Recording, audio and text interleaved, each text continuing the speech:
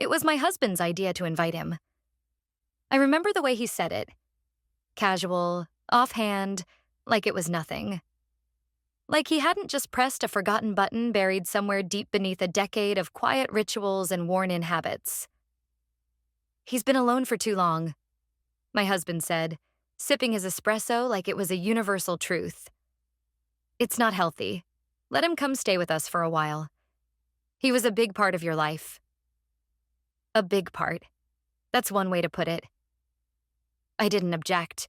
What could I have said that wouldn't have sounded strange, or worse, suspicious? It had been years, lifetimes even. I had married, raised a child, built a home that smelled like rosemary and lemon cleaner. I had become someone else. And yet, the thought of that man sleeping under the same roof again pulled a thread that hadn't been touched in ages. When he arrived, I kept busy. The kind of busy that's meant to disguise nerves. I scrubbed the stovetop twice, though it wasn't dirty, rearranged the linen closet, sprayed lavender mist on the guest bed until the room reeked of artificial calm. I told myself it was about hospitality. He stepped into our house like he'd been invited to a quiet funeral. Respectful, slow-moving, with eyes that scanned the walls, the corners, the light coming through the windows. Nothing in his posture betrayed the storm that once passed between us. He smiled at me. Gentle, kind, like an old photograph given breath. And in that instant, I hated how my stomach fluttered. At dinner, everything looked like a scene from a lifestyle magazine. A ceramic bowl of salad, too pretty to eat. Glasses filled with wine we'd been saving. My husband led the conversation, and I watched the two men in my life from opposite ends of the table. One talking easily, the other listening like he was studying a painting. He laughed at all the right moments, made soft jokes, even complimented the meal. It was all so easy.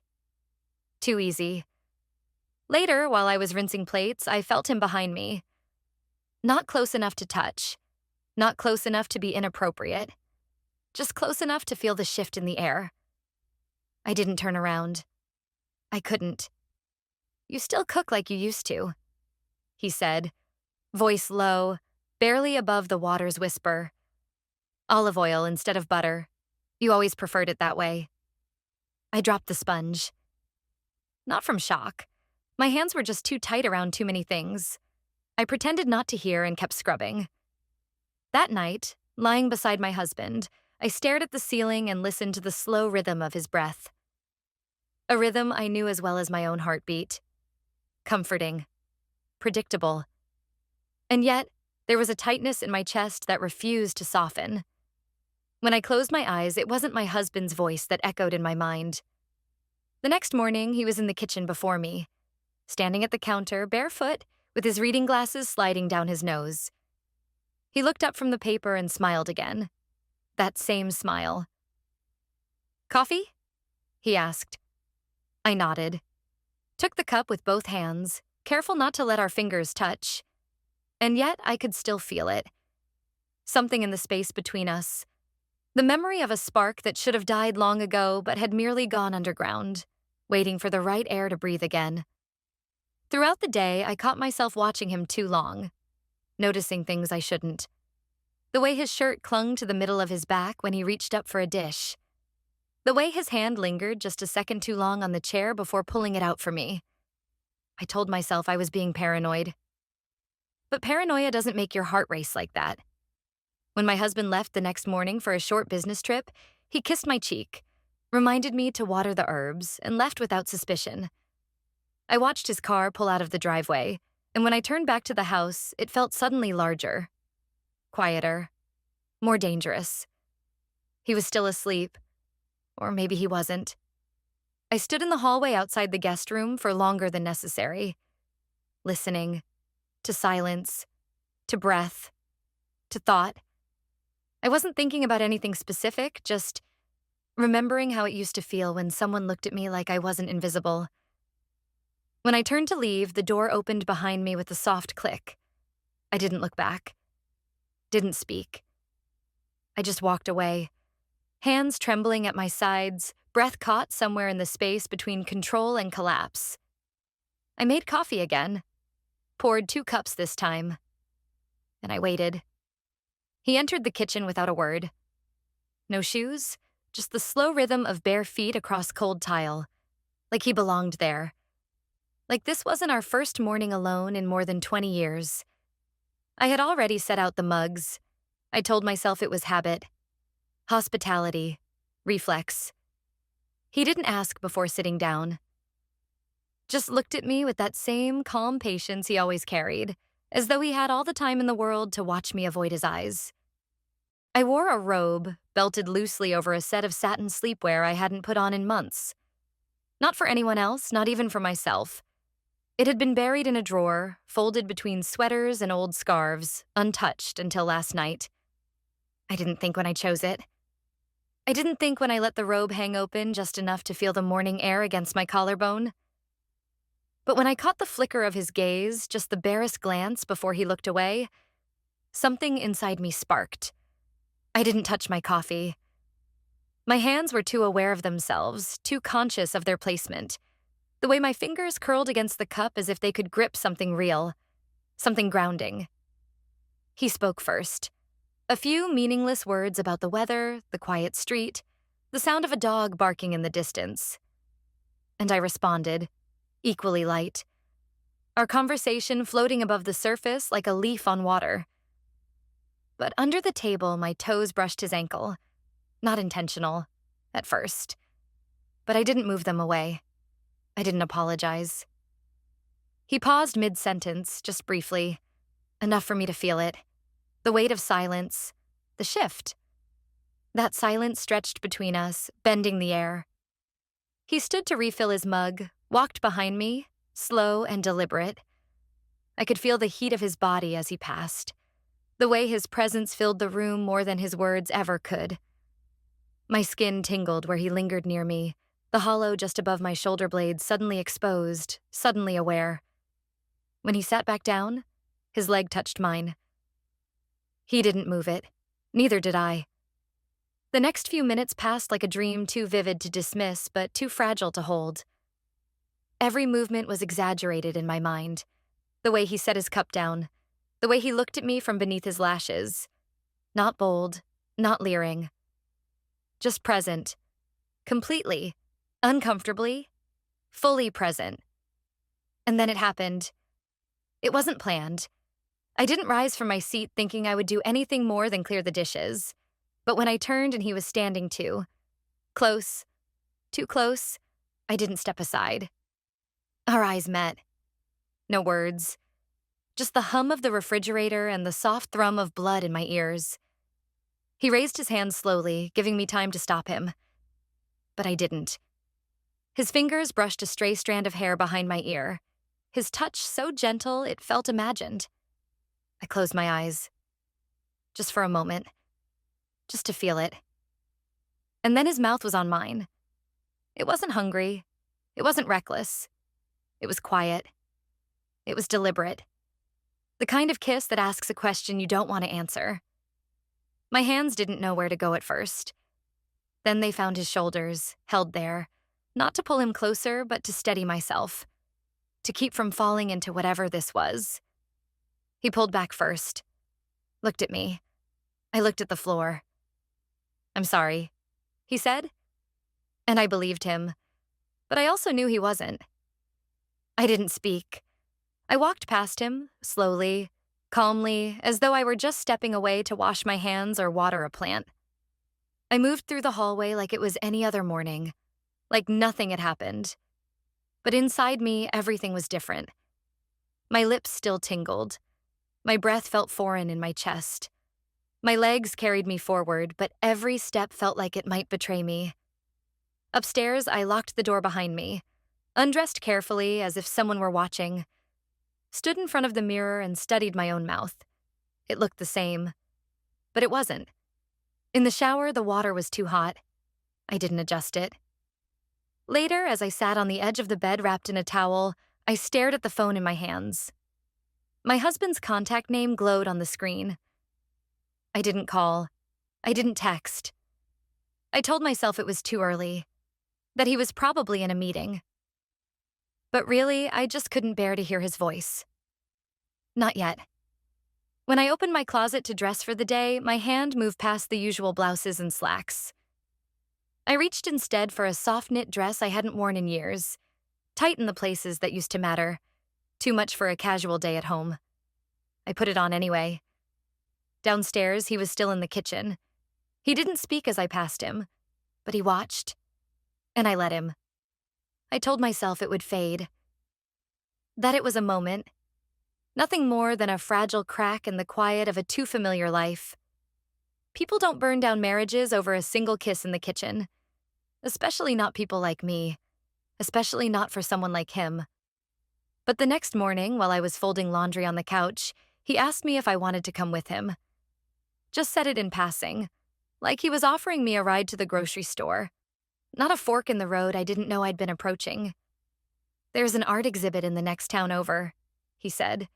"Local stuff. Quiet. Thought you might like it." I hesitated. Not because I didn't want to go, but because I did. Too much. The thought of sitting in a car with him for over an hour, of sharing space in a town where no one knew us, felt dangerous in a way I didn't have words for, like entering a building with faulty wiring and pretending the lights wouldn't flicker. Still, I said yes. I didn't even wait long to say it. The next day, I dressed deliberately. Not seductively, not obviously, but I thought about it. A long-sleeve top that hugged just a little too close.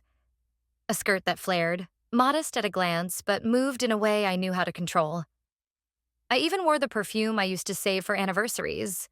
Soft amber, faintly sweet, the kind that lingers long after you've left the room. He didn't compliment me when I came down. He didn't need to. The pause in his eyes said enough. The way his gaze traveled. Not hungrily, but carefully, like someone recognizing an old song in a crowded room. We didn't talk much during the drive. The silence between us wasn't awkward. It felt thick, like it was holding something. I looked out the window most of the time, let the landscapes roll past in blurs of green and gray, and tried to convince myself I was imagining the way his fingers tightened around the wheel when I crossed my legs. The town was sleepy, just like he said. Barely more than a strip of galleries and antique shops lined up like forgotten treasures. The gallery was empty when we walked in, the air faintly dusty and cool. I moved between paintings without really seeing them, too aware of how he stood beside me, how he stepped just slightly closer than necessary. At one point, we stopped in front of a canvas that showed nothing but a wide-open field under a collapsing sky. No people, no buildings, just the sense of something about to happen. He leaned in and said, barely above a whisper, "It reminds me of you." I didn't ask what he meant. I didn't want to hear it out loud. Afterward, we didn't go home. He said he was hungry, and I agreed. A small diner with chipped white plates and handwritten menus became our hiding place. We sat across from each other in a booth too narrow to ignore the way our knees kept brushing under the table. Every time the waitress came by, I felt like she could see it. The charge between us, invisible but unmistakable, like static right before the shock. I excused myself to the bathroom halfway through the meal. In the mirror, my reflection startled me. I looked alive, sharpened, as if someone had gone through the trouble of tracing over me again after I'd faded. My lipstick had smudged at the corner. I fixed it slowly, deliberately. A part of me wondered if he'd notice. If he was watching the hallway? He wasn't. When I returned, he was stirring his coffee absent-mindedly, but his eyes found mine before I even sat down. They didn't look away. Not once. We didn't talk about my husband. Not directly. But the air thickened whenever his name was mentioned. Once, when I said I'd have to be back before dark, he nodded, but his jaw tightened just enough to betray the silence he was swallowing. "I'll drive slower then," he said. "Wouldn't want to cut it too close." The ride back felt shorter somehow. The sun had started to lower, casting everything in a soft, golden wash that made the trees look painted. I stared out the window again, but this time I didn't pretend not to notice when his hand shifted on the gear shift. I didn't flinch when it brushed my knee. I didn't move when it lingered. We were 10 minutes from home when he said it. "You know this won't stop here." I didn't answer. I didn't even look at him. But I felt the words like a hand closing around something I hadn't realized I'd left open. He didn't say anything else for the rest of the drive, and neither did I. When we pulled into the driveway, the porch light was already on. My husband had texted me while we were on the road. "Dinner's in the fridge. Meeting ran late. Love you." I typed out a response. Deleted it. Typed another. Deleted that too. "I'll take a walk before bed," I said aloud, not to him specifically, just into the air. But he heard. He understood. And when I stepped out into the cool night alone, I knew he was watching me from the window. I didn't look back. But I didn't stop walking either. The next morning began like most others. Coffee, silence, sunlight slipping through the slats of the wooden blinds. I stood barefoot in the kitchen, spoon circling inside the cup with the slow rhythm of someone who didn't want to start the day but had no excuse not to.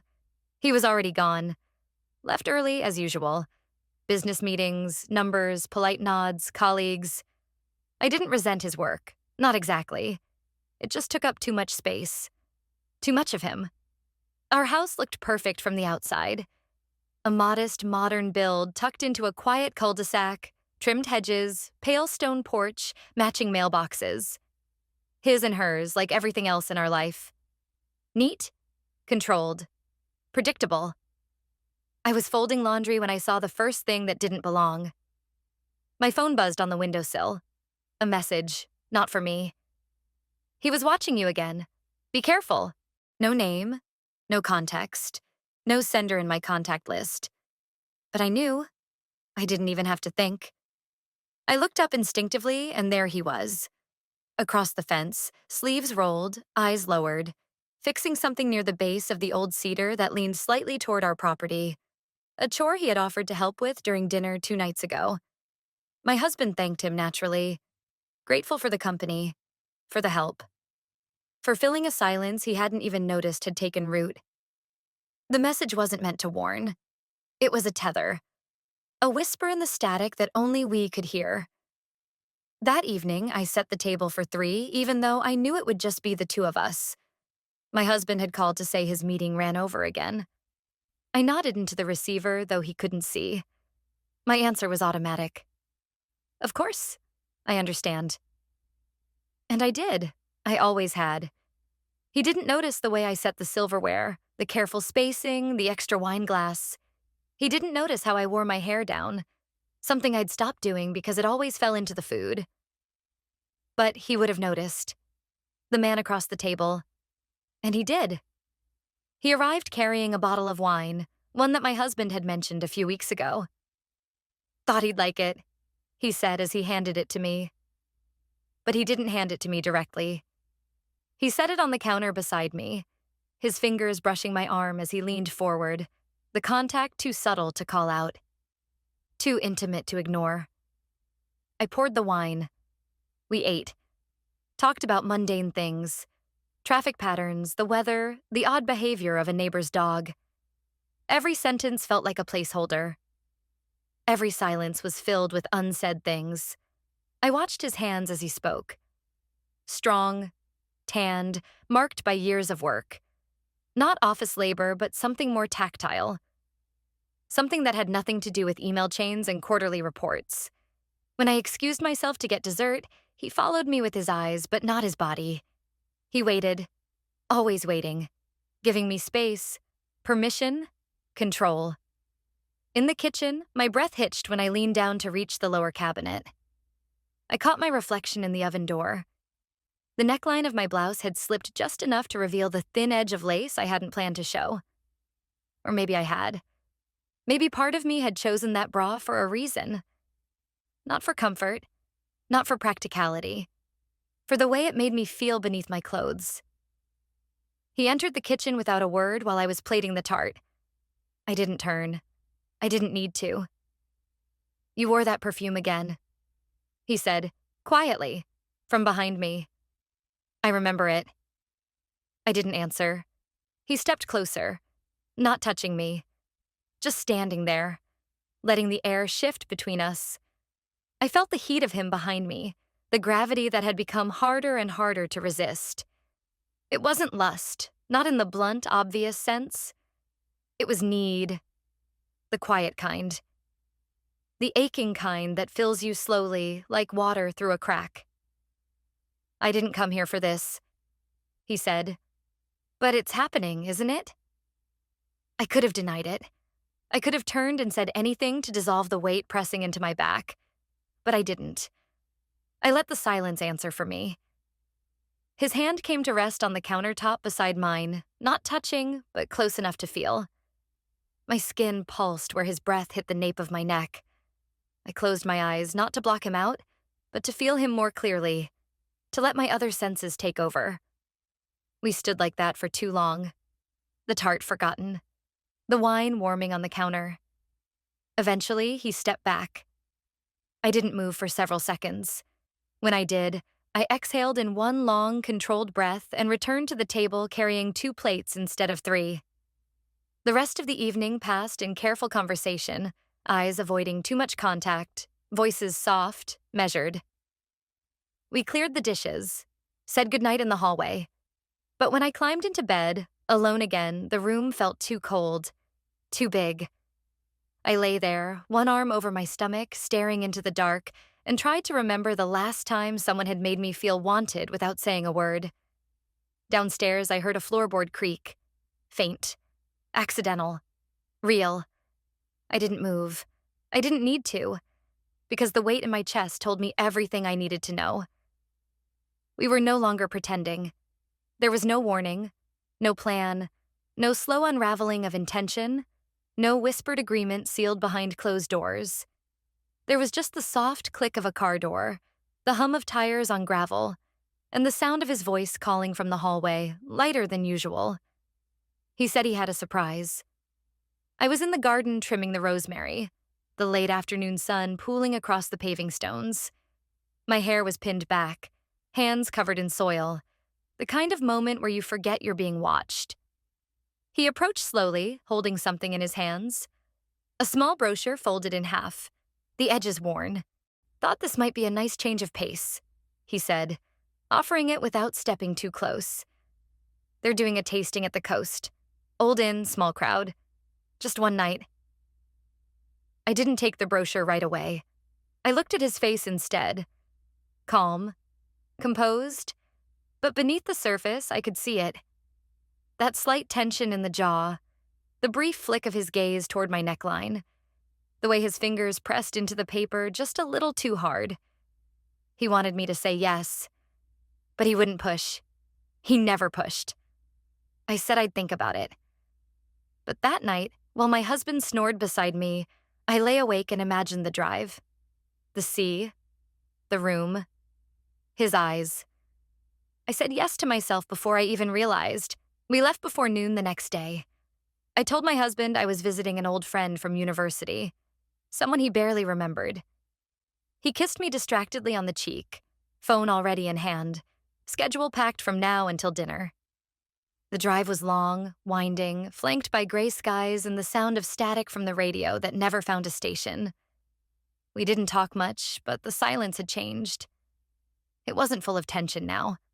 It was heavier, settled, like a shared secret neither of us had spoken but both had decided to protect. The inn was small, all chipped shutters and ivy-covered walls, a relic from another time. Our room had 2 armchairs by the window, 1 bed, and a soft blue quilt that looked like it had been washed too many times to count. I didn't ask why he booked one room. He didn't explain. The omission was its own kind of honesty. I changed in the bathroom, slow, methodical, hands trembling slightly as I peeled off my clothes. I wore a slip underneath. Silk, ivory, something I hadn't dared put on in years. It clung in all the wrong ways, or maybe all the right ones. My reflection looked back at me like a stranger with secrets. When I opened the door, he was standing near the window, looking out. He turned, slowly, as if he'd heard something shift in the air. He didn't speak, just looked. The kiss this time was different. It came without permission, but not without invitation. He stepped forward, and I didn't step back. My hand found the edge of his sleeve, curled into the fabric like it had always belonged there. His mouth met mine with a kind of certainty that frightened me. Not for its boldness, but for how natural it felt. Like finishing a sentence that had been paused mid-word for years. There was no hunger in the way we moved. No frenzy. Just heat. Tension. The unbearable precision of restraint. My hands trembled as they touched his face. His breath caught when mine did.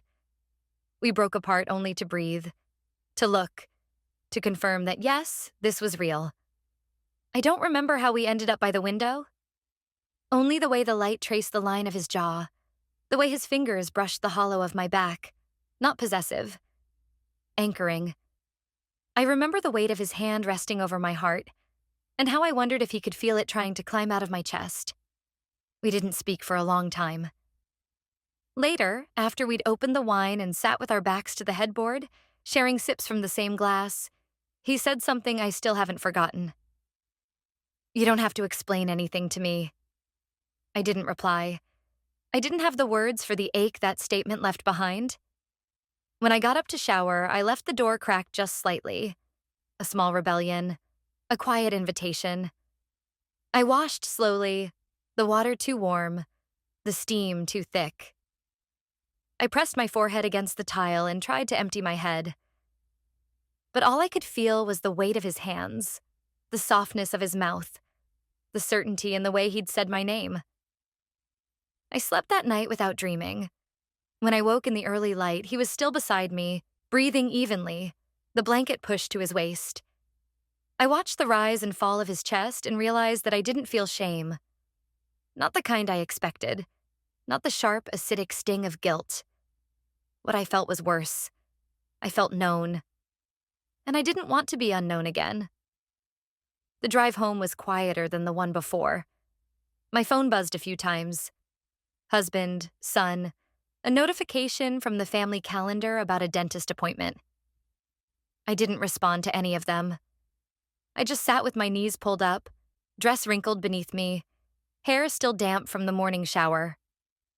His hand stayed on the wheel, but I felt his eyes flick toward me more than once.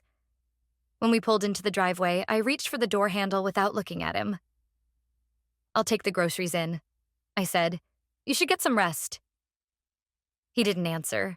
He just nodded once. And as I stepped back into the house, the familiar scent of our detergent, the soft hum of the air conditioner, the distance between rooms and people, I realized something terrifying. I didn't miss my husband. I missed the way it felt to be wanted. Not appreciated. Not relied on. Wanted. The first thing I noticed when I stepped into the house was how quiet it felt. Not the peaceful, restful kind of quiet, but the brittle stillness that settles in places untouched for too long. The air had that faint scent of dried eucalyptus and lemon polish. Familiar, clean, impersonal. The kind of order that speaks of routine, not presence. I left the bags on the kitchen counter and washed my hands longer than necessary, eyes fixed on the ceramic sink. Water running, steam rising. A part of me hoped he would come in. Not the man I married. The other one. The one who had seen me naked not just in body, but in ache, in want. But of course he didn't follow. He always knew when to stay away. Upstairs, my husband was still at his desk, hunched over the same spreadsheets, the same endless hum of keys and muted sighs. He glanced up as I passed, smiling faintly. "How was the visit?" he asked. I answered with a nod. "Nice. Long overdue." He didn't press. He never did. He'd built his life on structure, not curiosity, on assuming the best. Trusting that what stayed unspoken was simply irrelevant. Dinner that evening was something he picked up on the way home. He didn't want me to cook after the drive. He reheated it while I set the table, the same way we'd always done. Except now, everything I touched felt strange. The plates too heavy, the knives too loud against the ceramic. I kept my hands steady, but inside, everything quaked. He talked about quarterly projections, a new intern, some colleagues' vacation photos. I nodded, made polite noises, laughed where expected. But my thoughts wandered, traced the shape of a shoulder beneath thin cotton, the way a voice lowered when saying my name, the way I'd fallen asleep to a different rhythm of breath, a softer one. Later, when I cleared the table and loaded the dishwasher, he came up behind me and wrapped his arms around my waist. A simple gesture. Familiar, safe. But I froze. Not obviously. Just a beat too long before leaning back into him, before smiling and tilting my head. He kissed my neck. Warm, habitual, the way a husband might after 20 years of comfort. I closed my eyes and tried to summon the feeling I used to have when he did that. All I found was the absence of it. That night, he reached for me in bed. It wasn't often that he did anymore, and I think part of me was surprised. I didn't pull away. I didn't reject him. I let it happen. My body moved as it was supposed to. My hands touched where they should. But inside, I was somewhere else. It was like standing behind a window watching your reflection go through the motions. Eyes open, mind distant. I felt his breath, the weight of his body, the rhythm of his touch. But it didn't reach me. Not really. After he kissed my forehead, whispered that he'd missed me, that it was good to have me home. I smiled. I said, I missed you too. And in a way, I meant it. I missed who we used to be. I missed the version of us that felt like enough. But that version lived somewhere far from here now.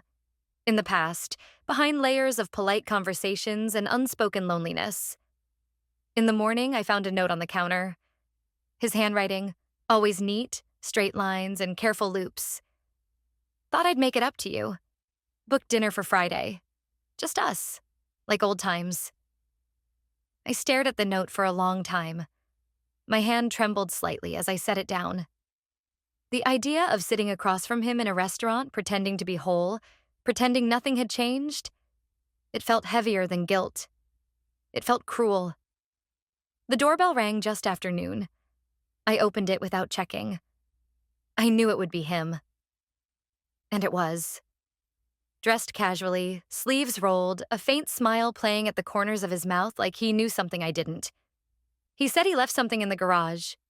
Something he borrowed. A toolbox, that's all. I let him in. I shouldn't have. But I did. He brushed past me, close enough for my arm to graze his chest. That contact. Brief, quiet, electric. In the small corridor between the kitchen and the garage, he paused. You slept with him last night. It wasn't a question. His voice didn't accuse. It was just a statement. A fact. One he had already made peace with. I looked at him, jaw tight, heart thudding, mouth suddenly dry. I live here, I replied. That's what wives do. He nodded, slowly, but his eyes darkened. Not in anger, but in something deeper, something like recognition. You can lie to me if you want, he said, but not to yourself. I didn't answer. I opened the door to the garage and stepped aside. He walked in, retrieved the box, said nothing else. But as he passed me again, his hand brushed against mine. Barely a touch, but it lingered, heavy with meaning. When the door closed behind him, I stood there, still holding the edge of the frame. And I realized something simple. Terrible. I wanted him to come back. Not for the toolbox. For me. He didn't come back that evening. Not the next morning either. And yet I kept looking. Every sound from the street made my pulse skip. Every low hum of an engine sent me glancing through the blinds with a tension I didn't bother to hide anymore. I told myself I was just curious, restless, that there was no reason to feel so hollow in the center of my chest. But the truth sat quietly beneath all those rationalizations, refusing to move. I missed him. Not abstractly, not wistfully. I missed his presence like oxygen. My husband was home early that Tuesday. He walked in with a brown paper bag and a smile, said he'd found the little bakery I love downtown. Said the woman behind the counter remembered me. Said he wanted to surprise me. I thanked him. I smiled. I cut the tart into 2 slices and made tea while he talked about a client who finally signed a contract. His voice was animated, lighter than usual, like he was trying. And I could see it. How much he wanted this to feel normal again. For us to realign, reset, pretend that the air between us hadn't shifted. And then he handed me a box. It wasn't wrapped, just a plain velvet square with a magnetic clasp. I opened it slowly, careful not to let my breath hitch. Inside was a bracelet. Simple, elegant. Silver chain, a small charm, a leaf, maybe, or a feather. I stared at it, unblinking. I saw it a few weeks ago, he said. Thought of you. But he hadn't. He couldn't have. Because I'd seen this exact bracelet before. In a small shop near the coast. The kind with creaky floors and handwritten price tags and too many mirrors. We had passed it during the trip. I'd stopped at the window, admired it for barely a second. He'd noticed. The wrong he. And now it was in my hands, given to me by a man who believed he was the one who'd thought of it first. I forced a thank you. I let him fasten it around my wrist. The clasp clicked shut like a secret being buried. When he went upstairs to take a call, I stood in front of the mirror and studied the reflection. The bracelet gleamed softly against my skin. My pulse beat beneath it. Too visible. Too loud. That night, I didn't sleep. I sat up in bed long after the lights were out, fingers tracing the charm, twisting it gently until the skin beneath turned pale. I felt displaced in my own body, like someone wearing a costume too close to the real thing. Just after 3 in the morning, I slipped out of bed and padded barefoot through the hall. I opened the window in the guest room, the one he had slept in. The sheets were still folded neatly, the pillow untouched. The room smelled faintly of him. Earth and musk and something older, heavier. I didn't enter. I just stood there, hand gripping the windowsill, trying to remember how it had felt to sit beside him, to say nothing and still feel understood. By noon the next day, a package arrived. No return address? Inside, a postcard. Blank except for a sentence scrawled in handwriting I knew too well. You never wore bracelets before. No name, no signature, just that. I didn't smile. I didn't cry. I folded the card in half and tucked it under a stack of linens. But for the rest of the day, I couldn't stop looking at my wrist. The bracelet now felt heavier, sharper, like it wasn't jewelry, but evidence. I canceled dinner that night, told my husband I wasn't feeling well. He looked at me for a moment longer than usual, as if trying to read something I hadn't said aloud. But he didn't press.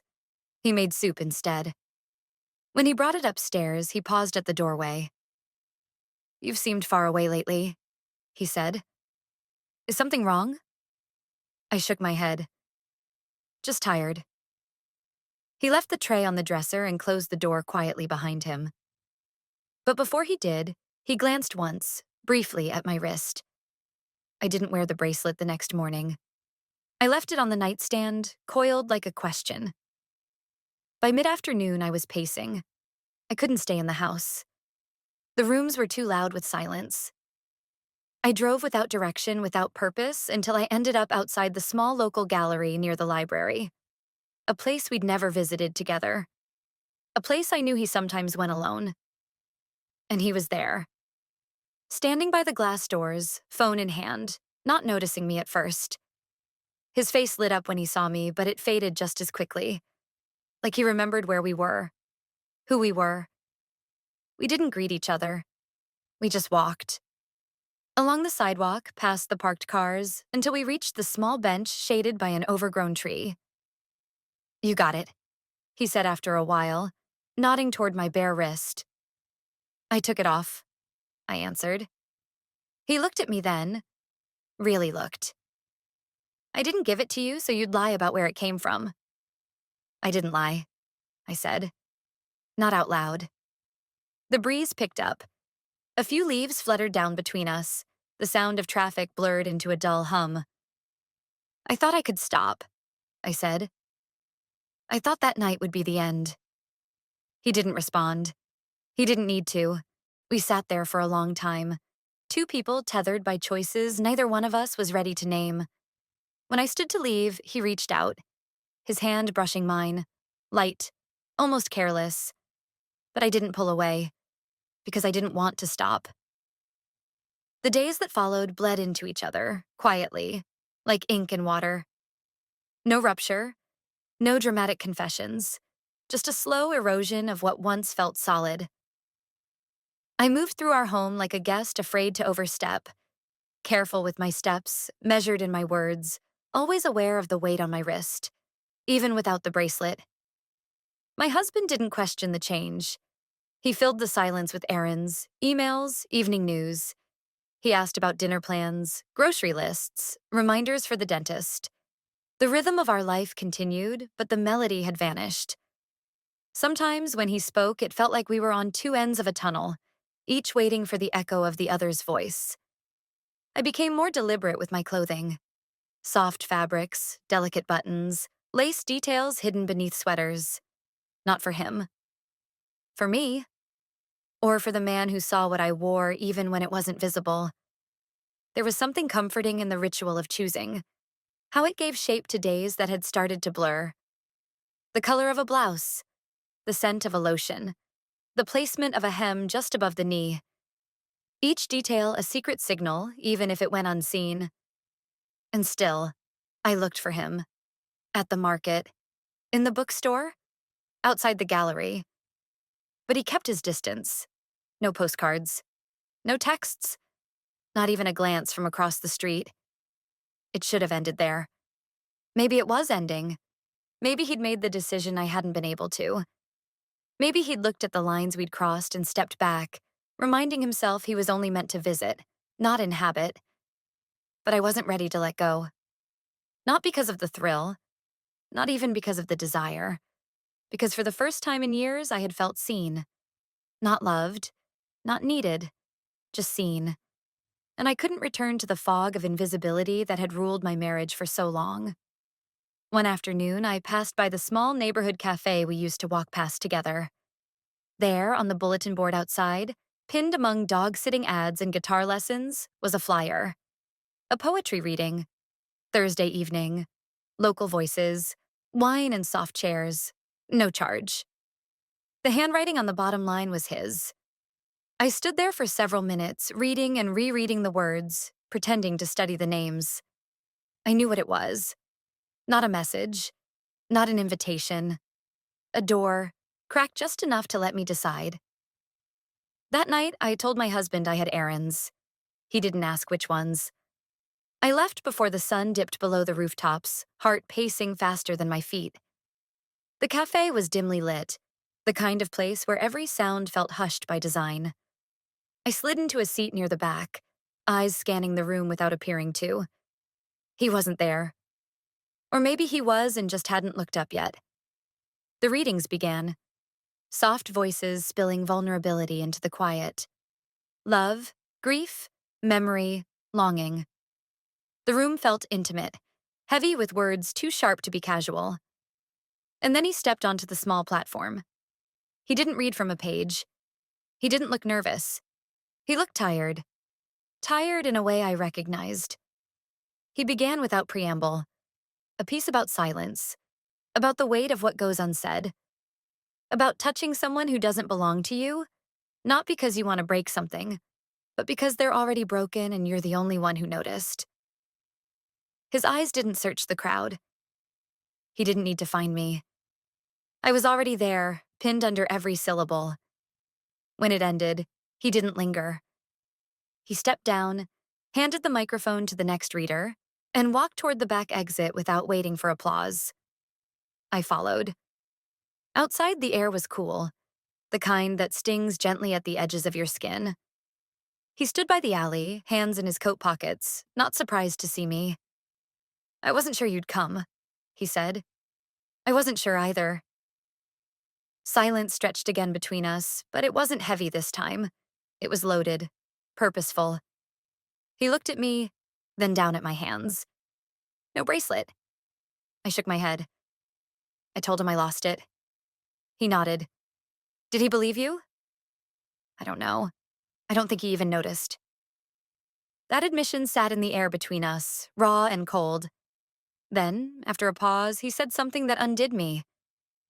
You're not invisible to me. The words didn't need dressing. They didn't need explanation. He stepped forward, not touching me, not reaching. Just standing close enough that I could feel the heat radiate from his chest, the steadiness of his breath. I could have leaned into him, could have asked him to come back, could have begged for a version of this that didn't end in ache.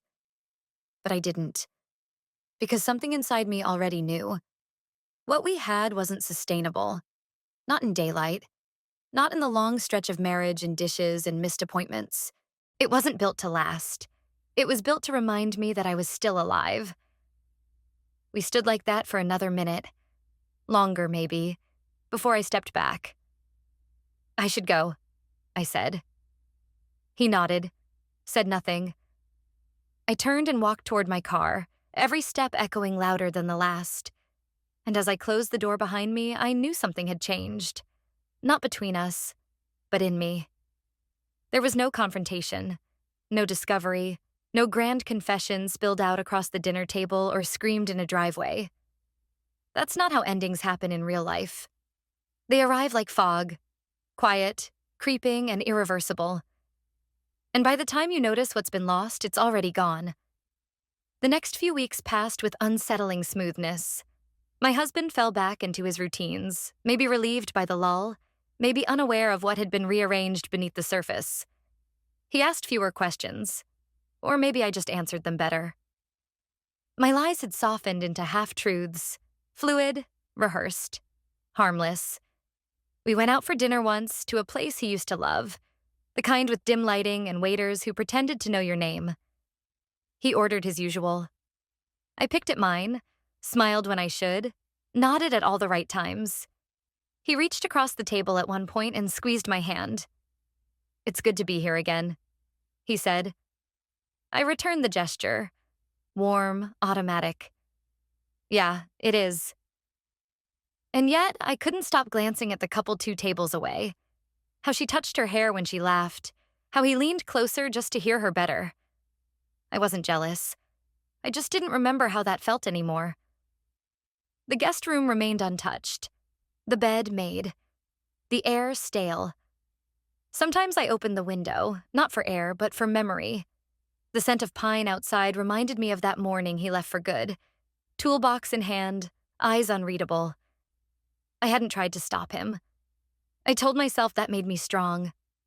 I wasn't sure anymore. Then one day, I found it. The photo. It was tucked inside a book I hadn't opened in years. One of those coffee table books I kept for decoration, not for reading. It must have slipped inside during the trip.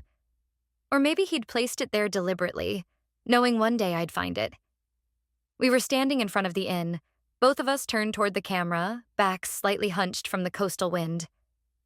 I was smiling, not politely but openly, the way I hadn't smiled in years. His hand was resting lightly on the small of my back. Not possessive, not obvious, but familiar. The date was printed in the corner. It was the same day I'd told my husband I was visiting an old friend. I stared at that photo for a long time. Not with panic, not even guilt. Just a hollow understanding that some moments don't vanish. They embed. They become part of your skin. I didn't hide the photo. I didn't burn it. I placed it quietly in the top drawer of my nightstand, beneath a stack of old letters and receipts. A week later, my husband was searching for a missing charger.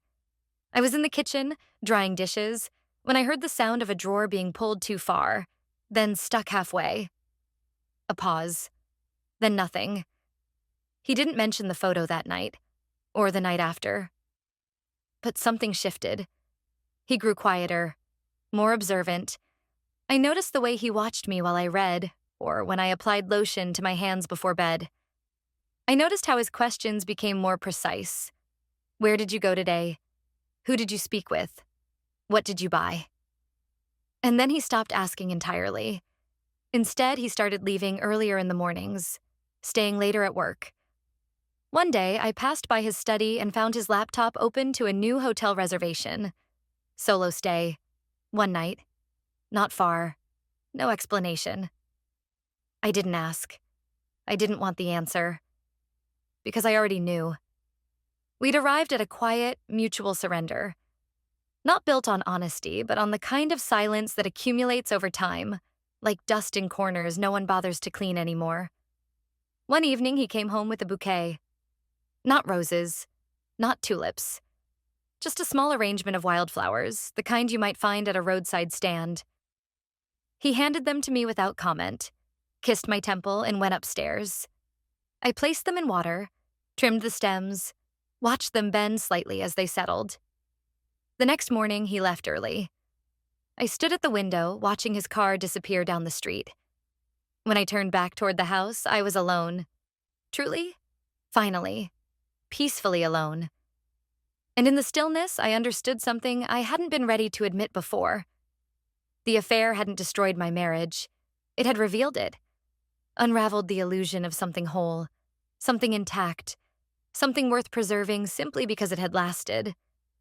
And as I stood in that quiet house, neither grieving nor celebrating, I reached for the bracelet still resting in the drawer, slid it onto my wrist.